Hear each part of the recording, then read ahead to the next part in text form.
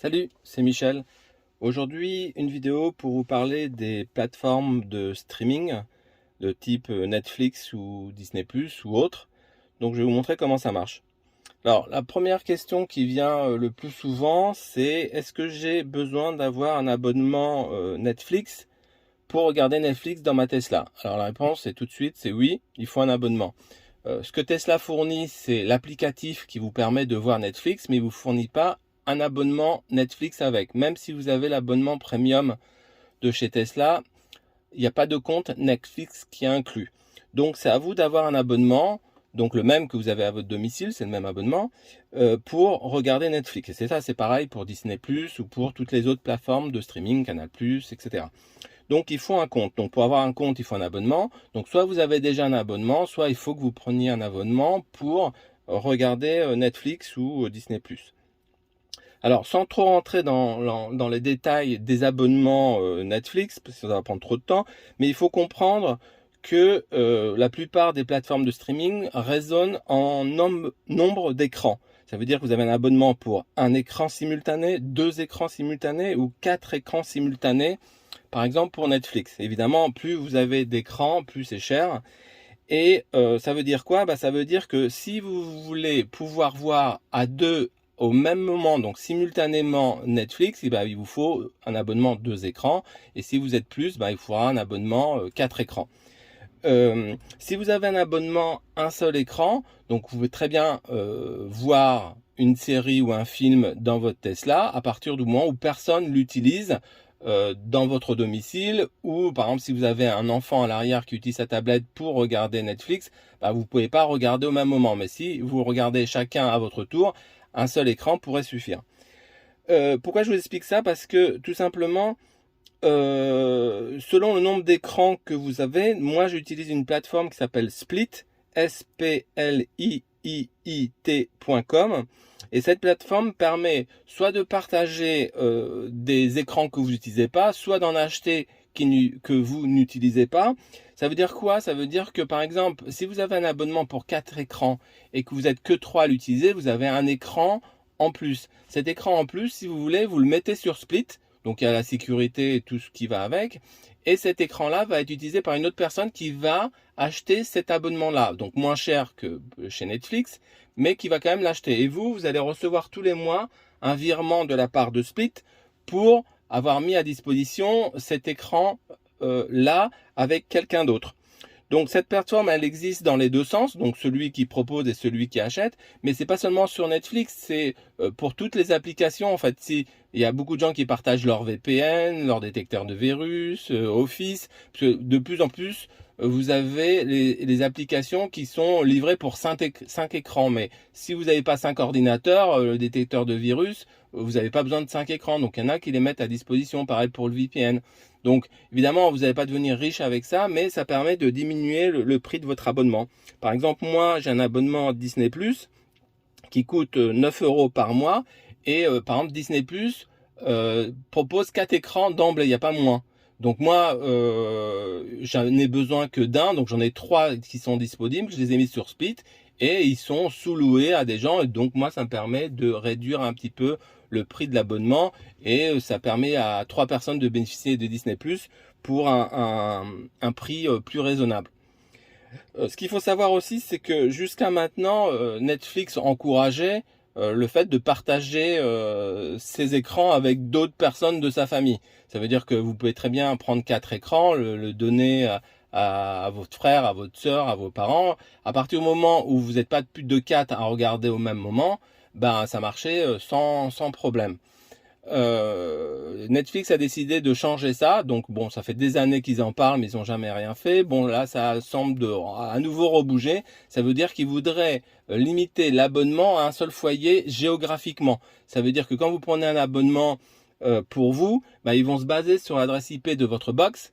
Et si c'est une autre box qui essaie de se connecter avec ce même compte, ça va être refusé. Pourquoi je vous dis ça? C'est parce que tout simplement la Tesla est concernée, mais Tesla a déjà annoncé qu'ils avaient trouvé un accord avec Netflix pour que l'écran de la Tesla puisse marcher même si vous êtes en dehors de votre foyer.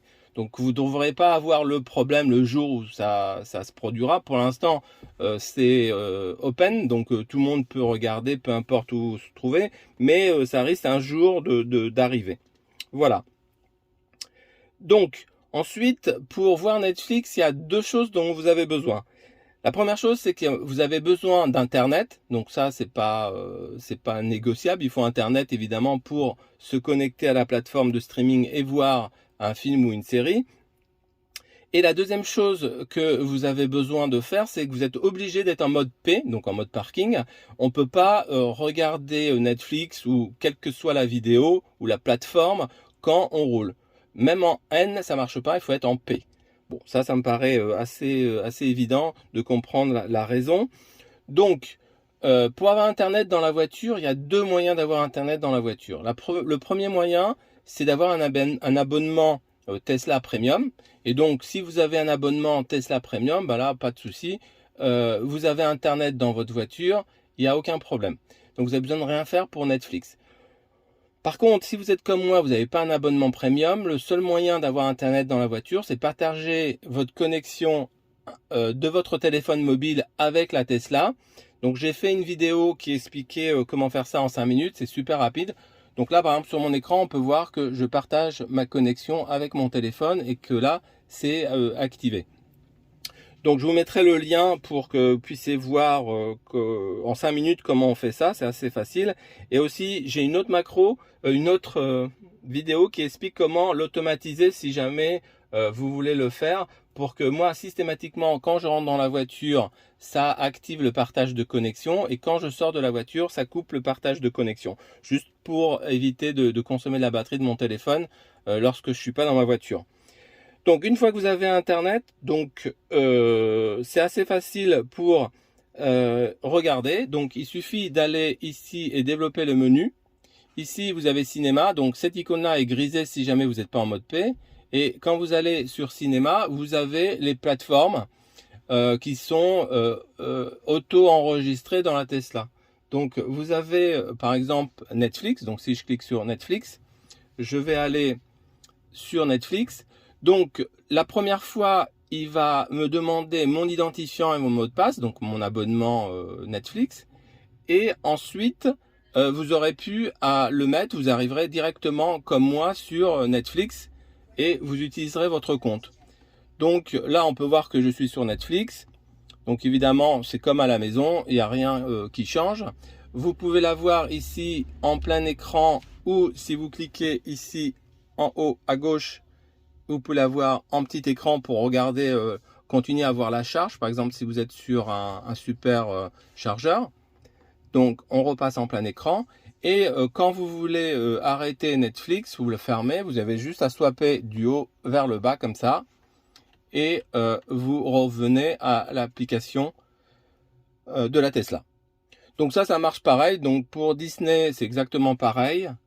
Donc moi j'ai un compte, donc je devrais aller directement sur mon compte Disney+. Voilà. Donc là, je prends mon compte à moi. Donc comme je vous l'ai dit, il y en a 4 comptes. Donc il y a des gens que je connais pas. Et puisque je les sous-loue avec Split. Et donc là, si je vais sur mon compte à moi, voilà, bah, j'arrive sur Disney. Et donc c'est comme Netflix, on peut scroller. Donc ça met un peu de temps à afficher la première fois, voilà. Et ensuite c'est plutôt fluide.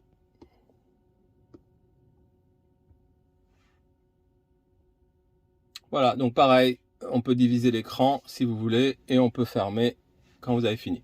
Donc ça c'est pour Netflix, Disney, YouTube.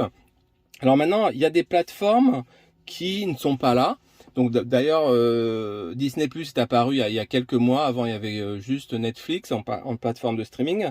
Mais par exemple, si vous avez Paramount Plus ou MyCanal ou Apple TV et que vous voulez les voir, il y a un moyen de le faire. Vous allez sur le browser. Donc là, vous cliquez sur l'icône du browser.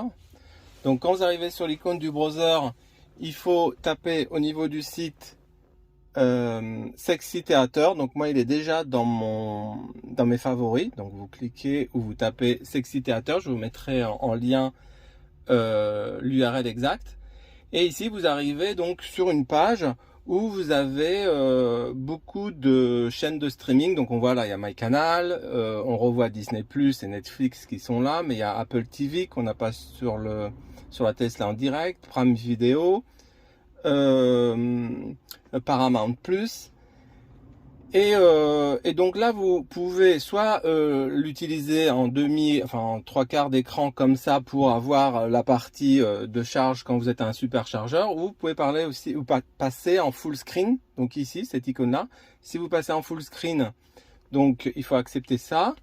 Et là, on est en full screen, donc c'est exactement le même écran. Vous voyez, les icônes sont encore plus grands. Et vous pouvez utiliser. Alors moi, je peux pas tester parce que par exemple, Apple TV, il faut un compte. Donc moi, j'en ai pas, mais vous voyez, on peut renseigner son compte ici. Mais dites-moi dans les commentaires si vous avez pu tester. Donc vous pouvez tester Apple TV, vous pouvez tester MyCanal, Prime Video. Donc tout ça, j'ai pas les comptes. Et un truc qui est aussi sympa avec ça, c'est que vous pouvez même regarder la TNT. Alors pareil, moi, j'ai pas testé parce que j'ai pas des comptes, parce qu'à chaque fois que vous allez cliquer sur une chaîne, il faut créer un compte. Donc moi, j'ai pas l'utilité, donc je l'ai pas fait. Mais dites-moi dans les commentaires si ça marche. Le seul que j'ai fait, c'est Arte.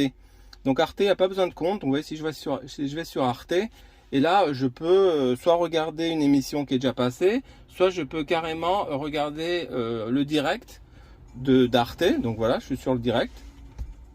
Donc on voit, j'ai le son. Et là, je suis sur Arte en direct.